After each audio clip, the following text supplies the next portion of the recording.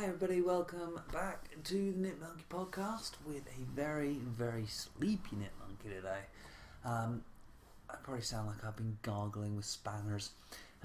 It is, what time? Hang on. It is 3:24 p.m. on Friday the 21st of April. It's been a day. Really, it's been a week, but it's been a day of it. I was due to finish work at 7 o'clock this morning and then go on site and do some recruitment for some new people at 12. Unfortunately, there were some issues with delays and a breakdown, so I finally got off site at 11. And as I walked out of site, I got collared by security, who turned around and said, "Oh yeah, your guys to be recruited are here." And they turned up an hour early for some reason. So I then blitzed across town, grabbed paperwork, blitzed back, did all that. So I got back in the house about an hour and a half ago. So I literally came in, dropped everything, plumped into bed, an hour, back up. And now I'm sitting to talk to you quickly before I now zip off and take Kira off to her dance lesson. So, please excuse me if I fall asleep halfway through. It's nothing to be concerned about. It's just kind of the way it is. Now, with regards to this episode, yes, there is some knitting. I put it on Instagram while I was on travel, because on Wednesday I went to Bournemouth. Tuesday, sorry. I went up to Bournemouth to a site up there to do some work. So I had a massive long journey. Unfortunately, there were some delays. So I left here at 6 in the morning, got back about 9 o'clock at night in the end, so it was a long day, and then obviously worked from then, so I am just wired. There is seriously not enough coffee in the world, but I am making a serious attempt at drinking that, including this one. So while I was putting together the notes for this episode, I was trying to think about what to put on the end as tune-wise. I've got on Instagram, I've had a song going around in my head for the entire week. And then also, obviously, having been to Bournemouth this week, I was suddenly thinking about, what bands were from there, just get something thematic going. And then I kind of, did a bit of research into the kind of musical heritage of Bournemouth, and man, it ain't so good. Max Bygraves. Yeah, it comes from Bournemouth. Yeah, that's about the limit of it, apart from this one act that, I kind of went, oh, crikey, of course, yeah, they're from them. So I'd sort of go that route. The other option I had was thinking of a song that was stuck in my head, which I might use next week, was from as Pidaloop Jen, who's my little mate. And fellow punk fan, a track by who she describes as the best finger pointer in the business. But I suddenly realised that if I'm this tired and I'm not going to do a massively long episode, if I start putting music by him or by his band, I'm going to go on forever. So I've decided to take the other option. So we'll get to that in a minute. But first of all, let's show you what I've been knitting on. I've done nothing else on my little green thing that I was showing you last week. Literally, it's been manic this week. So I have done a little bit more on my sock. Don't like that much on my sock this week. So it is sort of building out, which is very cool. I really like it actually. But I'm hoping that once I finish them, if I give them a soak or something, they might soften up, because they're not the softest thing at the moment. This is Trekking XXL, and it is in the 422 colour. And then there it is, this little ball band.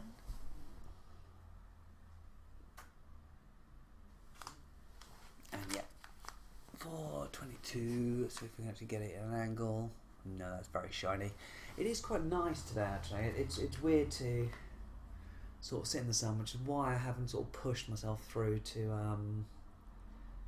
go for more sleep really. The only unfortunate problem is I now have to work tonight as well, so this is going to be a very, very long day, which is why I'm doing it today, not tomorrow, because I will be staring blankly at stuff and you'll get like 30 minutes of me just going.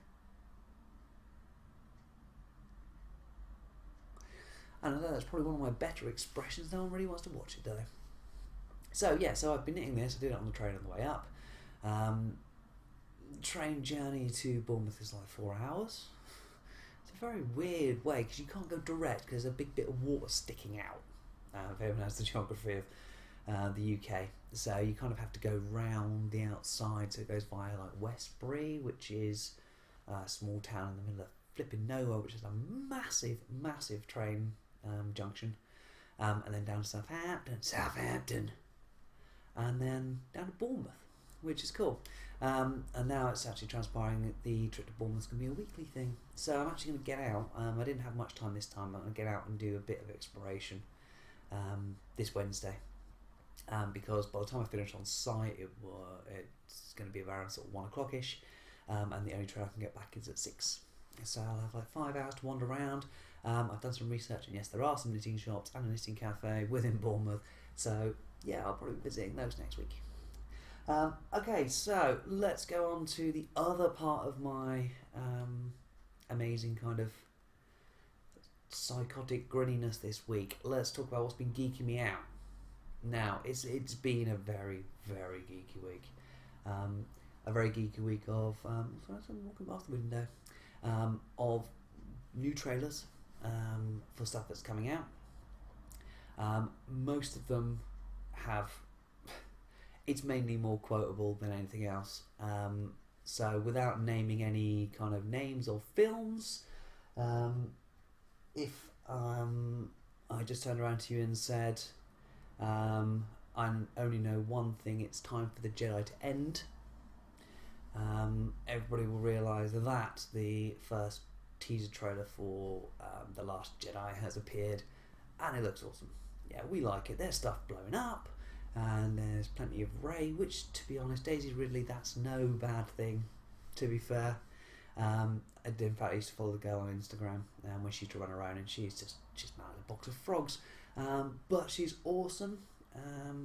Obviously, we've seen all the major players in this one as well, including Kylo, who still looks like a stroppy teenager, Finn in some kind of cryo cubicle, and Rey doing her Jedi training. Oh, it's going to be exciting. So that's out in December, and I am properly excited by it. It looks like it's going to be cool. So I think there is at some point going to be a bulk watch before I get to the Force Awakens, because obviously, before I get to The Last Jedi, obviously because now there's 8 films I can watch beforehand. Yay! Because obviously Rogue One came out on Blu-ray this week as well. So that was all very cool. The other trailer, and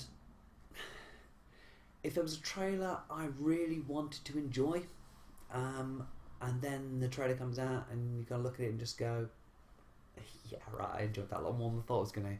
It's the trailer for Ragnarok, the third Thor film. Cate Blanchett looking, quite frankly, mega hot as Hela, as the main antagonist in the movie. I've kind of been trying to avoid the storyline as much as possible, but I just wanted to see if it was going to be as good as the others. And then, there's that moment where Thor throws the hammer, lovely Mjolnir, at Hela, and she catches it and shatters it into a million pieces. And you kind of just look at it and just go... And then, there's the montage of Thor having his hair cut, and Jeff Goldblum being in there, and Valkyrie, who's the new character who's coming in. As far as I can ascertain, because Sif's not in this one, Valkyrie's going to kind of be the love interest, because obviously Jodie Foster's not around in this one either, because Natalie Portman didn't want to do it. There's that, and then there's that final moment where Thor is standing in the arena on the planet he's been captured on, with his sword, his shield and his mace, and they announce his opponent as the Hulk. And as the Hulk pawns out, Thor just like delightedly shouts, "We know each other, he's a friend from work."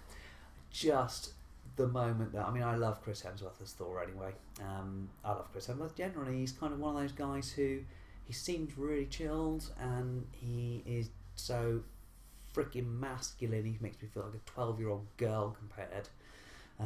But yeah, that looks really, really cool. I'm quite excited. And obviously, we still haven't got to the point that on Thursday next week, Guardians of the Galaxy's out. Yeah. And every trailer I see from that, I'm actually trying to stop watching them now because it's showing me so much of the film, but you can't help love it. You can't help love it. A bit of Rocket with Groot sat on his shoulder. Yeah, it looks cool. And obviously next week as well as the trailer, the premiere of American Gods. I've seen some write-ups on it. Everyone says it's brilliant. I wasn't expecting anything less, to be honest. But we don't actually get it over here on Amazon until the following week. So I will be, quite frankly, avoiding anyone who I think was going to start discussing it with me, and maybe there will be threats of death for spoilers. Not that you can have spoilers on a book you've already read, but you know what I mean. Okay, so I think that's kind of what's geeked me out this week. So really, the only thing to tell you about is the music I'm going to play. But let's go through a little bit further into my little trip to Bournemouth. Yeah, I know I said some time available. I would have had a lot more time this week when I went up there. I mean, I was all on time. I said to the guys at the site there I'd be there about sort of 10, half past-ish.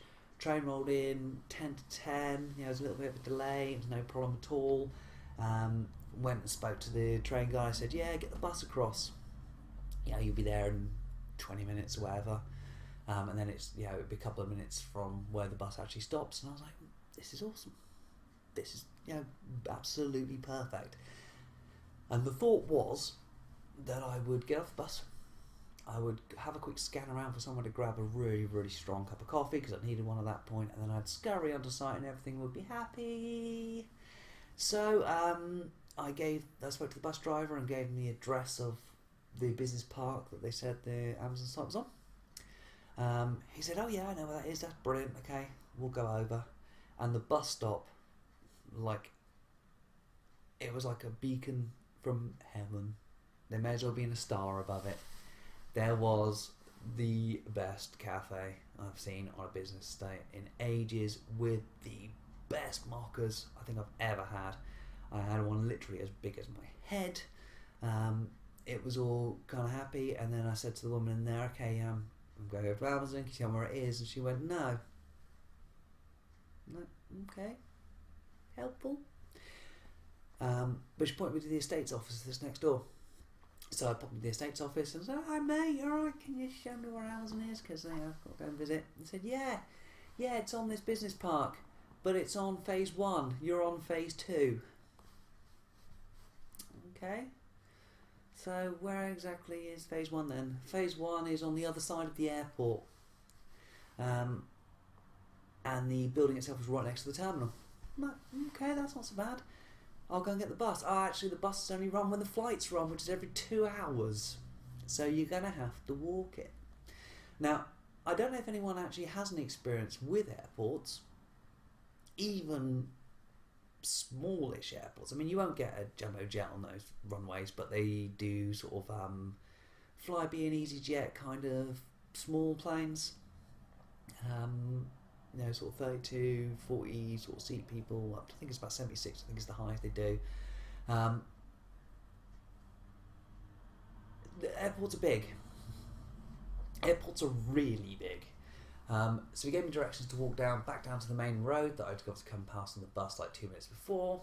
Not so bad. And then you kind of have to walk around the entirety of the airfield. So me and my big cup of coffee, off we strode into the, quite frankly, blazing hot sun. I mean, I've spoken before, I don't do heat. I think it was topping out at 22 degrees up there. Really very warm. So I walked down the road around the airport, and I'm going, okay, that's fine, I can see the buildings. So I start plodding around, and as I'm plodding around, there's this sign that says, engine backwash area, keep clear. So I'm kind of thinking, oh yeah, that's pretty cool. Never seen that before. When a private jet comes over the top, it was like Armageddon. It was ridiculous. The fence was shaking. All my hair was like flipping around like Donald Trump in a hurricane. It was ridiculous. So that was kind of a really wish I'd brought an extra pair of underpants experience, because the noise was incredible, especially when you just aren't expecting it. So I kind of scurried past there as quick as I could, and it took me from the cafe an hour and a quarter to walk from the cafe right round the out of this pigging airport, all the way back in, and in eventually to the site. So go in, have my site tour and stuff, still fine. Obviously I can't tell you anything about it, because obviously, protection, all that stuff. But the outside of the airport, literally, I'd say no more than 60 feet, so not a huge amount of area, is the edge of the tarmac. Now that edge of the tarmac is where the planes actually taxi.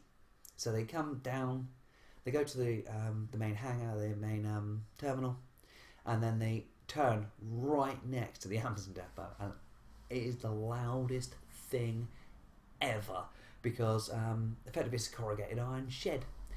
So when those planes turn around, especially the bigger ones, and fire their engines up to start taxiing, you can't hear anything. You just don't speak, apparently, at all in the warehouse, because you can't actually hear anything at all. It's ridiculous. But yeah, it was a cool experience, and it did what I was set up there to do, and I managed to enjoy a few hours in the sun, which was good. But now I know exactly where I'm going. Next week I'll have a bit more time to do it, and that seems to be a regular thing for the next sort of 6 weeks at least. Going up and down to there. Also, there is a great likelihood I'm going to have to go to Southampton as well. At some point over the next little while, because you pass through Southampton anyway on the train to go to Bournemouth, so it's not a problem. So like I said, if there's anyone up there in the neck of the woods who fancies a coffee, let me know, because I will be hanging about with nothing to do for like 5 hours at a time. So yes, so that was kind of my exciting week. I will be in a minute grabbing some more coffee once I finish this one, because else I'm not going to survive the day. And then so I've got dance, bit that goes up, back here, grab some food, then off to pick Kim up from somewhere, take her home, come back, grab my work stuff, and then I'm off out the door. So I'm on site at 11:30 tonight, which is lovely, and I'm hoping it'll be a proper finish, not a 4-hour delay finish, because that was just nightmarish. Right then, let's get this off and tied up so I can go and get on with my busy day. Let's talk about music. Okay, let's talk about famous people from Bournemouth first, shall we? Did you know that Bournemouth was the destination of choice for 30 years as the holidays for J.R.R. Tolkien? There you go. And when he got to his old age, him and his wife actually retired down there, and that's kind of where he passed on. There you go. So I'm assuming somewhere in Bournemouth there's going to be a blue plaque, so I might make it my mission to go and find it, so I can go, look, Tolkien, yay. And like I said, doing the research, they found that Morecambe and Wise spent a lot of time there, and I mean, to you Americans, probably, unless you have a real interest in English, 70s, 80s TV, you probably won't have heard of most of these guys. But yeah, Max Bygraves. Now, I actually almost put I'm a Pink Toothbrush on the end of this video. If no one knows what the heck I'm talking about, and most English people probably would, go, once you finish watching, onto YouTube and put in I'm a Pink Toothbrush by Max Bygraves and just listen to the song.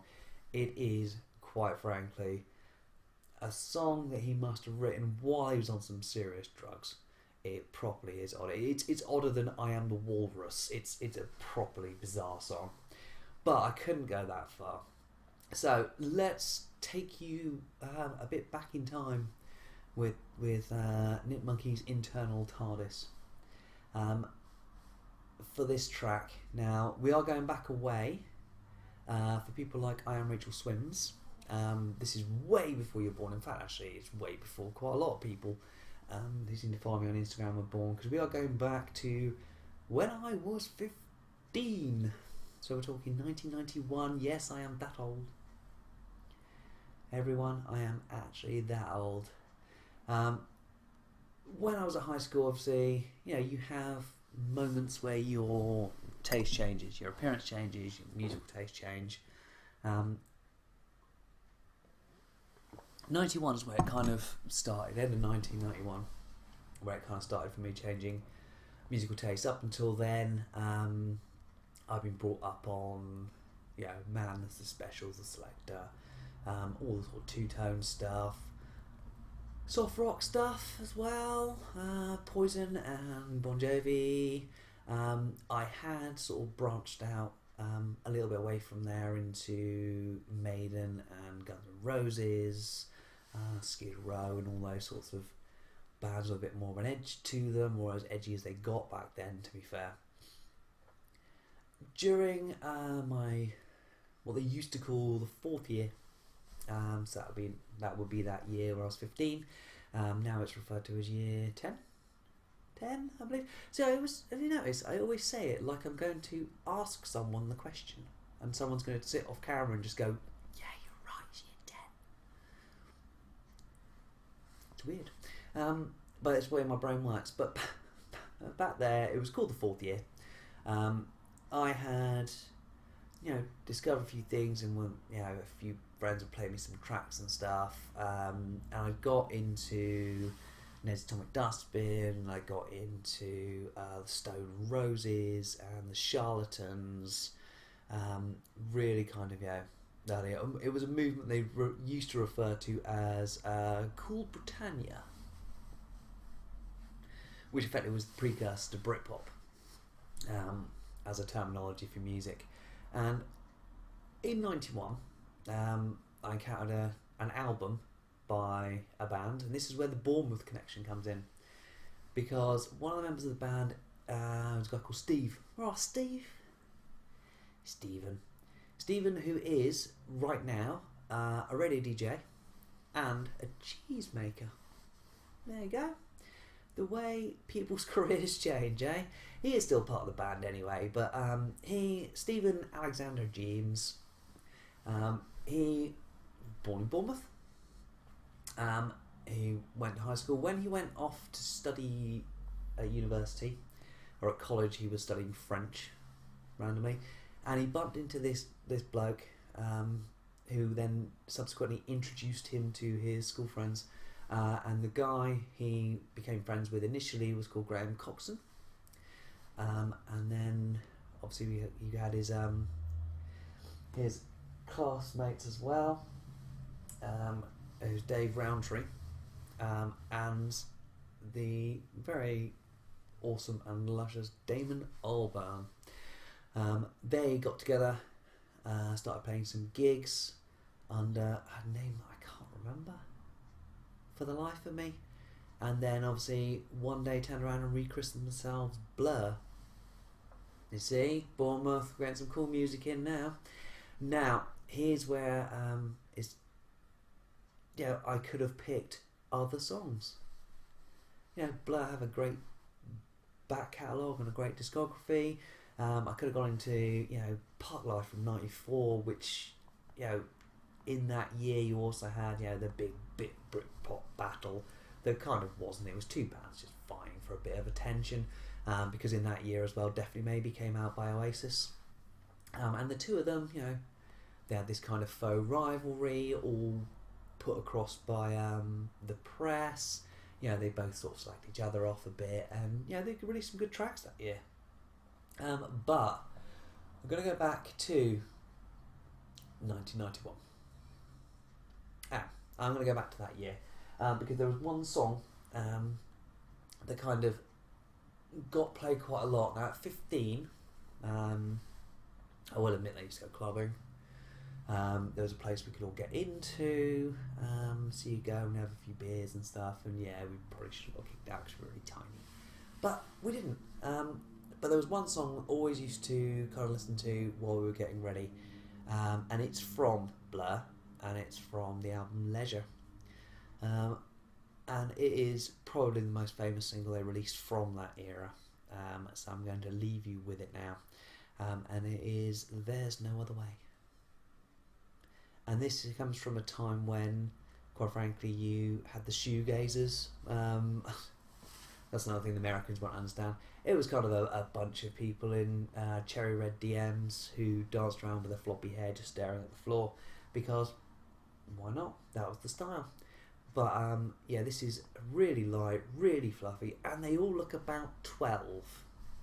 So anybody who's familiar with the Gorillaz or anything, you're in for a proper treat by just how it looks like Damon Albarn hasn't started shaving yet. So that is it for this episode. Such as it is, it's probably all over the shop, and I'm not actually going to watch it back before I edit it and upload it. So if it does sound like I am rambling, then get used to it. It's going to happen occasionally when I have weeks like this.